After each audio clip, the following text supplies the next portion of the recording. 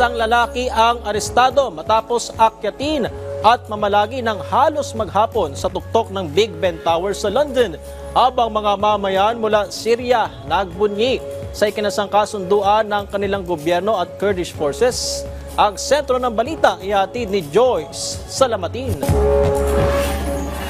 Inaresto ng mga pulis ang isang lalaki sa London matapos umakyat sa Big Ben.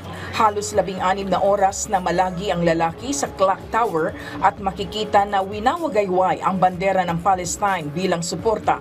Alauna na ng madaling araw nang bumaba ang lalaki sa tulong ng cherry picker. Dahil sa insidente, pansamantalang kinansela ang tour sa Parliament at isinara ang ilang kalsada roon. Sa ngayon, iniimbestigahan ng pulisya kung paano nito nalusutan ang seguridad sa iconic tower. Nagkasundo ang Syrian Interim Government at Kurdish-led Syrian Democratic Forces na isailalim sa central government ang northeastern region ng bansa. Nilagdaan ni President Ahmed al-Shara at SDF Commander Mazlou Abdi ang kasunduan na magbibigay ng kontrol sa gobyerno sa mga border, oil fields at mga kulungan ng Islamic State bago matapos ang taon. Kasabay nito, kinilala rin ng gobyerno ang mga karapatan ng Kurdish community at tiniyak ang kanilang representasyon sa politika ng bansa.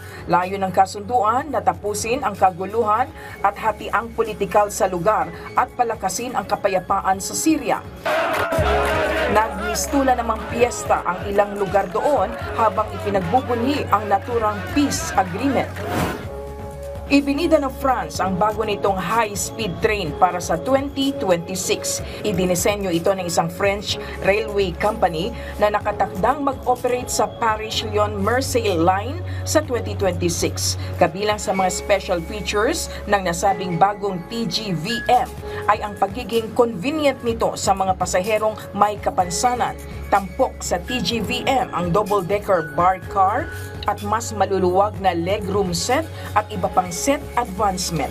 Joyce Salamatin para sa Pambansang TV sa Bagong Pilipinas.